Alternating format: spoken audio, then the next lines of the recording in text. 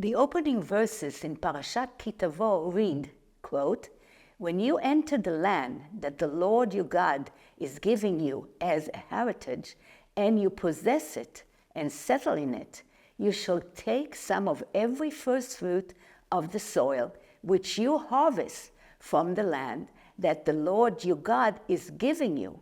Put it in a basket and go to the place where the Lord your God will choose to establish his name.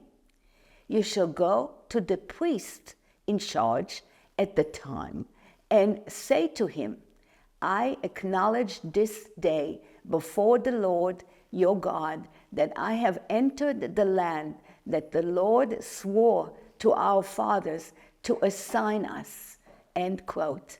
The word you here is in the second person singular for all the verbs, implying that each man, and as an individual, had to bring the first fruits of his produce to the priest.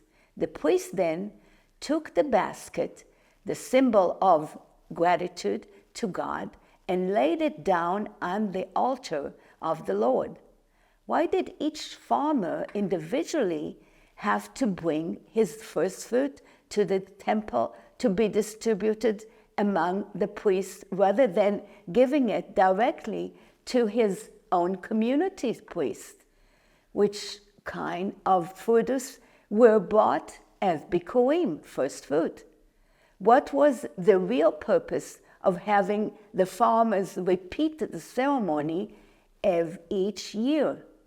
In his painting of Parashat Tavo, Avner Moria relates to these questions while visualizing the bikurim ritual in a minimalistic manner, figuring the farmer and the priest on one side of the picture and the first fruit on the altar on the other side.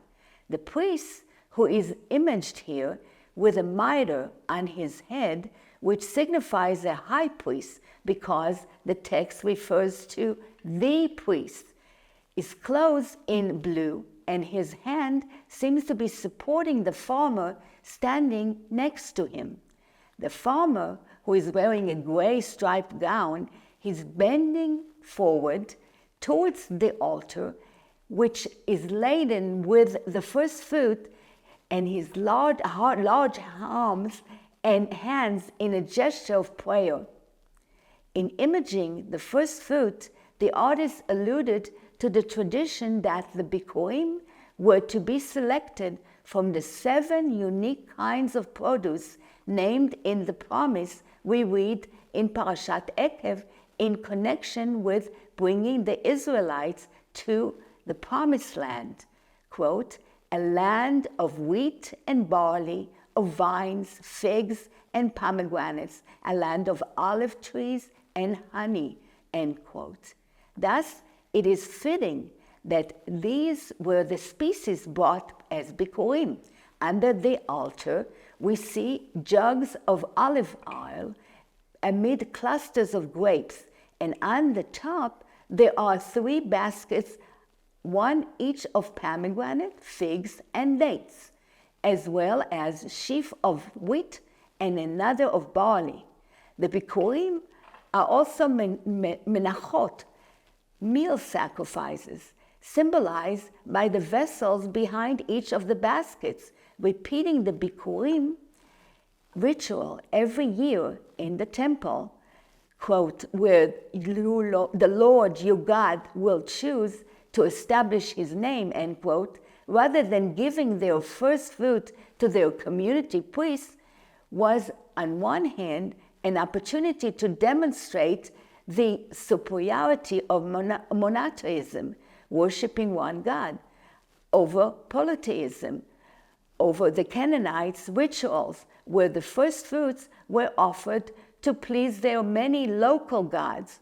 And on the other hand, it was an act of preserving historical reflection, where in every generation, each farmer should feel as if he himself was saved from Egypt and was brought to the promised land, saying in the ritual of bikurim, quote, "My father was a fugitive for from Aramean, he went down to Egypt, after which he declared his faith in the God of Israel. Quote, "Wherefore I now bring the first fruit of the soil which you, O Lord, have given me."